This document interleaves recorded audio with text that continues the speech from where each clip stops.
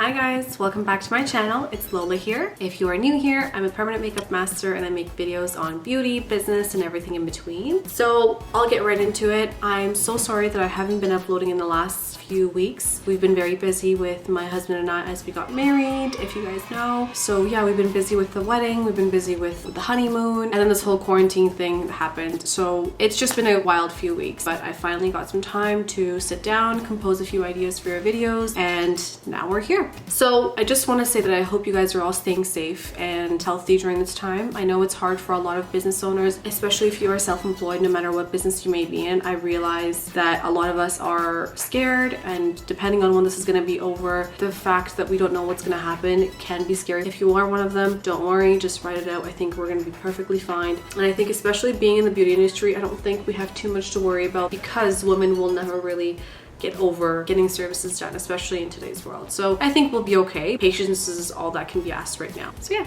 Alright, so today's video, as you can read from the title, is going to be all about the common questions that clients ask us. So question number one, how long does it last? This is probably the number one question that we get from most people. How long it actually lasts really depends on the situation, depends on many things like the artist, how deep the pigment is being inserted into the skin, the client's skin itself, products that they use on their skin to maintain their skin. There's so many factors to the question. As a generic idea, we give them 1 to 3 years, but we all know that as artists, it really does range anywhere across that, even longer than 3 years or shorter than 1 year. So it really does depend on the person. The best way to answer this, I would say, would be to give them that 1 to 3 year ballpark, but do explain to them that how long it lasts is not in the control of the artist. Mainly, the only thing you can control as the artist is how deep you're inserting the pigment, and if you're not experienced, you may not always know how deep to go in. If you see the skin kind of flapping open during microblading, then that's how you know you've gone deep enough to allow the pigment to last. It sounds disgusting, but if the skin does not pull apart when you stretch it, you probably didn't go deep enough. That could be one thing that as an experienced artist you would know. So once you're sure of how deep you've gone in, you know that the rest is completely in the control of your client and their body. So there's really not much that you can do. The oilier you are, the faster it fades because your skin cell generation is a lot faster than someone with dry skin. Also things like creams that you use. So a lot of people are into acids, regenerative creams now, so that also affects how long it lasts. So yeah, there's just too many factors to really pinpoint exactly how long it's going to last for one particular person. You may have an idea based on what they've told you. You can never really tell because some clients do shock you. Never guarantee anyone anything. The next question that I always get is whether or not you can get this procedure done while you're breastfeeding and or pregnant. The main reason as to why it may not be safe for a client to get it done when they're breastfeeding and or pregnant is mainly due to the anesthetic. As an artist, if you use a second numbing cream, meaning a numbing cream that enters broken skin, that's the main thing that could pose a threat to the client's breastfeeding milk or if they're pregnant to their baby. The reason why is because this numbing agent does enter the bloodstream, and so therefore it can eventually transfer to milk or to the baby. And so that's why it's not considered safe. And I think with that being said, just to not take the risk of posing any danger to anyone or their baby, I would just completely avoid it. In any scenario though, your client can wait until they're done breastfeeding or they're done being pregnant and then move on forward with the procedure. It doesn't have to happen right when they're going through that stage in life. So if you are unsure of it, just wait until they're done. The next thing that clients always ask me is if they have combination skin, how long would it last? As soon as you hear the word combination, consider it oily, because combination typically means that oily is around the T-zone, so which is around your eyebrows, your forehead, and your nose. And that's the part that really concerns us anyway. It doesn't really matter to me if you're oily on your cheeks or your chin or whatever. It's really just as long as you have a little bit of oil production or a lot of oil production on your forehead, that to me is considered oily. And so that can affect how long you last with the procedure. So you can have super dry skin on your chin, on your cheeks, but it really wouldn't matter because at the end of the day, your forehead is still oily. Combination skin is still considered oily on my end. So a lot of clients ask, well, why do I need to touch up? I think when clients see our profiles and they see the finished product right after the procedure, it gives them this illusion that eyebrows may stay like that forever. Little do they know, especially after the first session, your skin will try and kick back majority of our work. So kick back as in your skin is built to protect you from things things entering your body. And so therefore, just because we're doing it for our pleasure and we're doing it for beauty, our bodies don't really know that. And so it kind of goes into an overdrive of get rid of the pigment, get rid of the scars, get rid of the cuts on our skin. So you don't see how it heals until after 4 weeks. Depending on the situation, again, depending on many factors, your skin may have kicked out majority of the work that we did, if not some. And so you may come back a month to 3 months later with some parts missing or a lot of it missing depending on how long you've waited or how deep the pigment was inserted. So again, it all depends, but you definitely need to do a procedure with a touch-up follow-up. 4 to 8 weeks later is probably an ideal time to go back, but it's absolutely a must. You're not complete with the process until you're completely done healing from your touch-up. Don't judge your eyebrows prior to, don't judge them when they go dark, don't judge them when they go through that flaky process, don't judge them when they completely disappear for a few days. Allow your skin to heal, come back for a touch-up, reevaluate whatever needs to be done again, and then take it from there. The next question I always get is, can I get it done on Accutane? This is a big no.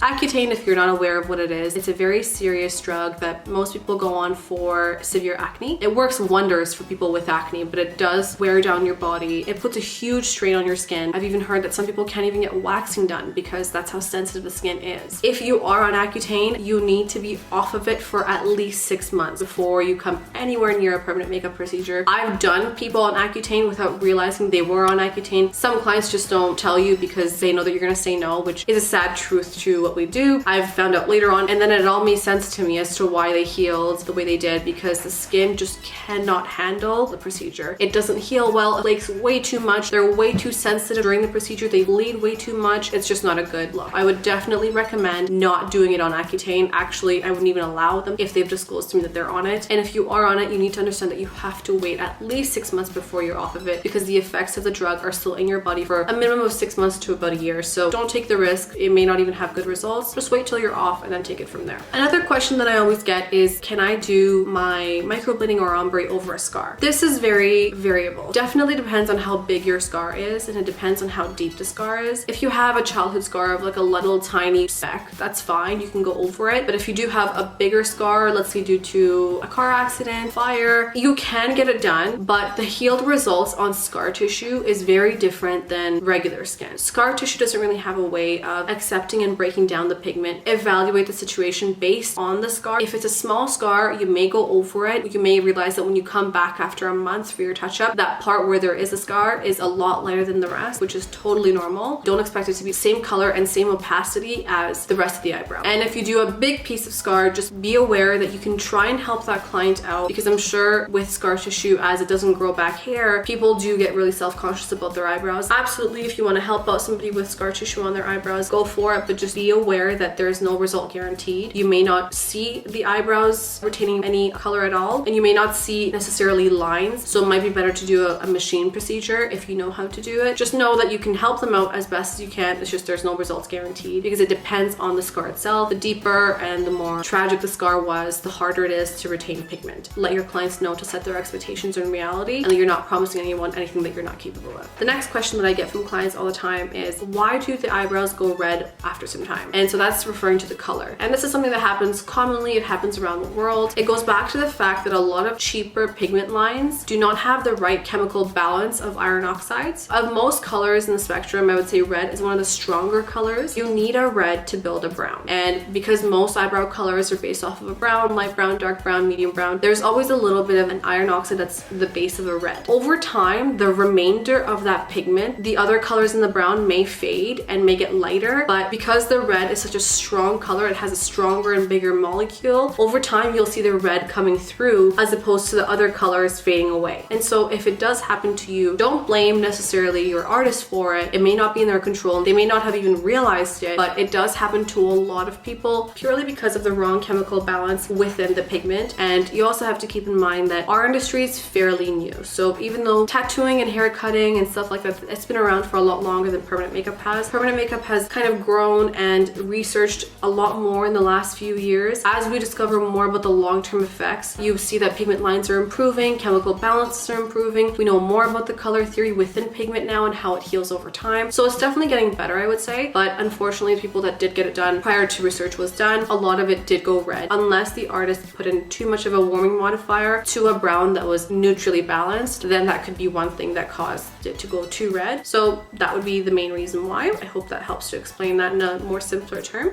Another question that I get all the time is, does it hurt? Having dealt with so many people, thousands of people, I think the pain level within the first few minutes is kind of based on personality and kind of obviously goes back to tolerance. I find the same level of pain may not affect one person as much as it affects the other person. I usually now correlate it with the personality of my client, which is not a bad thing. I'm a big crybaby when it comes to pain, so I'm one of those people. I find that some of my clients don't even flinch. And the reason why I'm talking about pain right now is because the majority of the procedure is painless, but for me personally, I don't pre-numb my clients, meaning I don't apply numbing cream prior to starting the procedure, because I do find that it kind of inflates the skin and it is a waste of time as it doesn't completely block out all the pain. So I'd rather just get the first few minutes of my microblading strokes or my opening of the skin over with so I can quickly apply my main numbing agent, which will go into your skin and actually numb you out. So my preference, my personal preference of how I do things is I don't numb you prior to the procedure. I don't also scare you because I think a lot of it is psychological. If you keep telling your client it's gonna hurt, it's gonna hurt, it's gonna hurt, be prepared, it's gonna hurt way more for them because now you've just psychologically prepared them to feel pain. Any little thing that they feel, they're gonna be like, oh my God, they're gonna be freaking out. Be a little bit more modest about the pain. Just say it's uncomfortable. Try not to use the word pain so it doesn't kind of register this idea of really painful. And when you're doing your first few minutes, don't apply too much pressure. Get your hair strokes or your pixels in there, but don't be super deep into the skin. The goal is to get in your base eyebrows, your skeleton of your eyebrow, without going too deep. It's just enough to open the skin to apply the numbing and to apply a little bit of pigment so you can go on with your second phase or your second pass. But don't be too deep because it does make it worse for your client. I think even those first few minutes though, going back to my point, it really depends on you. You may feel that your friend went through it and she told you, oh my God, girl, it hurts so bad. You don't understand. I hated it, worse than labor. But it definitely depends on the person because that other friend may come to me and be like, wow, she was exaggerating. I didn't even feel that. So it depends on your personality. It depends on your tolerance. I know it sounds cliche, but it really does. One last question that I'll go over is why the pigment kind of disappears within the healing period. Initially, when you get your eyebrows done, they look very good on the first day with microblading and ombre, but they do get darker the next few days after. Once your skin has started to go through the regeneration process, kind of getting flaky and kind of getting dry. And once the skin has started to flake off, it looks as though underneath that flake, it looks like there's no color left. This is completely normal. It happens to almost everyone that goes through the healing process. And you might even have clients messaging you about a week and a half into it saying, oh my God, I got this procedure done. I'm going through the healing. I can't believe it didn't retain. This is crazy. That's completely normal if you get complaints like that, but do drill it into your client's head prior to them getting the procedure done, prior to them leaving, so you don't have to deal with people complaining later on. The reason why it happens is because your skin kind of takes that pigment after it has digested it back into the skin and takes the pigment almost into an interrogation room. So think about it as your skin kind of has to take it away, see what it's chemically composed of, understand the pigment. This is also when the cooling of the pigment happens within the healing. Once your skin has understood the pigment, it kind of releases it back to where it's supposed to be. So the layer that you insert it into, that's why the client will kind of see it disappear and then come back a little cooler than it was initially when you first got it done. It's completely normal for the eyebrows to fade during the healing and then come back closer to the third, fourth week of the healing process. This is another reason why we cannot do touch-ups